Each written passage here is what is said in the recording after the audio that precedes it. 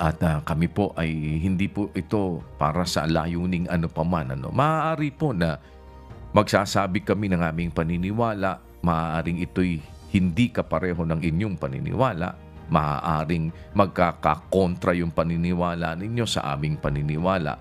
Pero hindi po ito para tayo mag-away. Timbangin po ninyo, hindi po ito para kami ay makipag-away sa inyo o kaya ay mag-isip ng masama sa kanino pa man. Hindi po. Wag natin pong pag-usapan yung mga bagay na para bang ang iisipin natin sa isa't isa ay yung makakasama sa atin.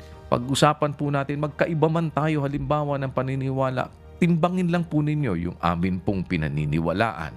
At kung hindi magiging katanggap-tanggap po sa inyo, ay huwag po tayo mag-away. Manatili pa rin na tayo ay sumunod doon sa kapayapaang sinasabi ng ating Panginoong Hesukristo na ang sabi nga, hanggat magagawa ninyo, sabi ng Biblia, sabi ng apostol na si Pablo sa mga taga-Roma, kung maaari, ayon sa inyong makakaya, sabi niya sa 12 at 18, magkaroon kayo ng kapayapaan sa lahat ng mga tao.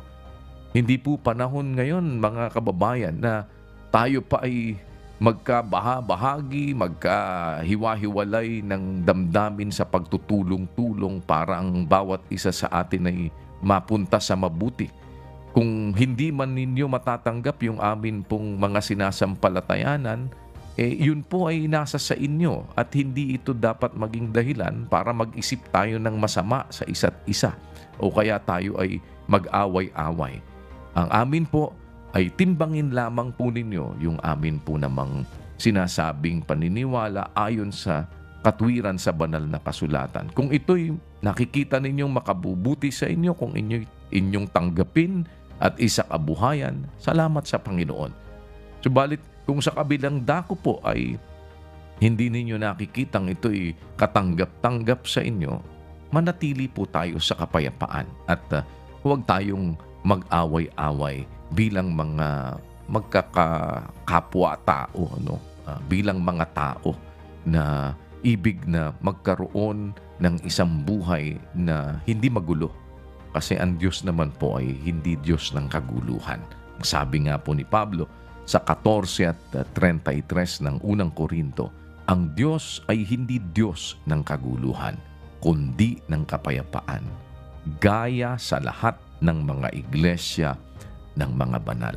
Sana po ay makita ng ninyo ang aming mabuting layunin ng pagbabahagi ng mga katwiran at salita ng Diyos. Biblia naman po ang ating pag-uusapan, lalo na sa mga naniniwala naman talaga sa Biblia. Buklatin lang po natin at ating pag-aralan.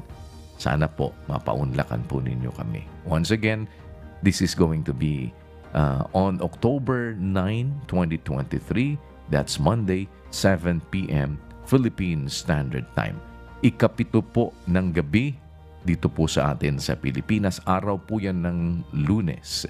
Yan po ay ikasyam sa buwan ng Oktubre. Maasa po kami, magkikita-kita po tayo.